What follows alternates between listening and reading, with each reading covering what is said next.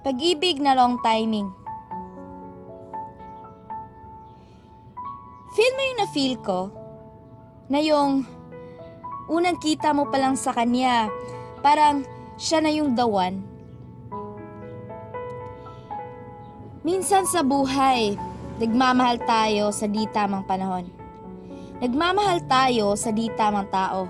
Yung bang nagmamahal ka, pero yung tadhana at ang panahon di sumasang-ayon? Yung bang wrong timing kung sabihin nila? Yung di pwede ngayon, di pwede bukas, o ni minsan, di magiging pwede habang buhay. Di ko naman kasalanan na siya yung pinili ko. Na siya yung minahal ko. So, mali na ba ngayon yung magmahal ng totoo? Tanong ko sa sarili ko, bakit ako pinaparesahan ng ganito? At bakit sa dinami-dami ng lalaki, siya pa yung minahal ko? Sa tinagal-tagal ng panahon, nandito ka na. Nakatira ka na sa puso ko. Na parang ikaw na yung kalahati ng buhay ko. Yung feeling na pag nawala ka, di mabubuo yung pagkatao ko. Dahil lang sa isang bagay na nalaman ko. Na parang biglang nagunaw yung mundo ko. Na parang may sumaksak dito sa puso ko. Na sumira sa sumpaang ikaw at ako.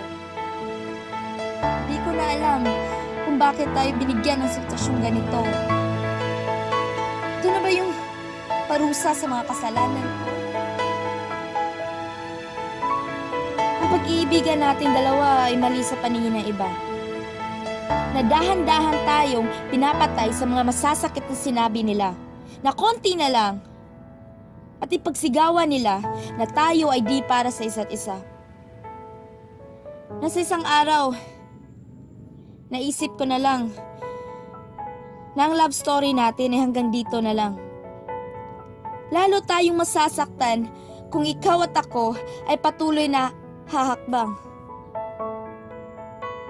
Di mo ba nakikita na pati yung tadhana ay handang humadlang?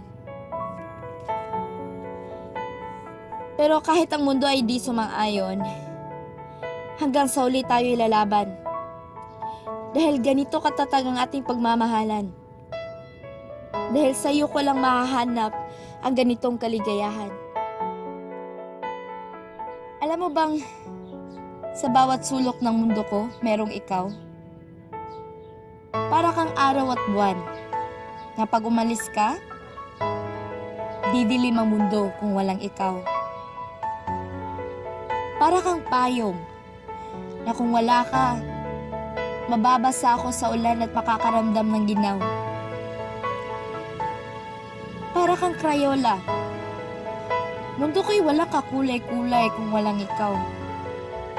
Sabihin na lang nating, ikaw yung mundo ko, na kapag walang ako at ikaw, para itong unti-unting nagugunaw. Huwag nating pakikinggan ang mga sinasabi ng iba. Kahit mahirap, basta magkasama tayong dalawa. Dahil ikaw at ako ay para sa isa't isa.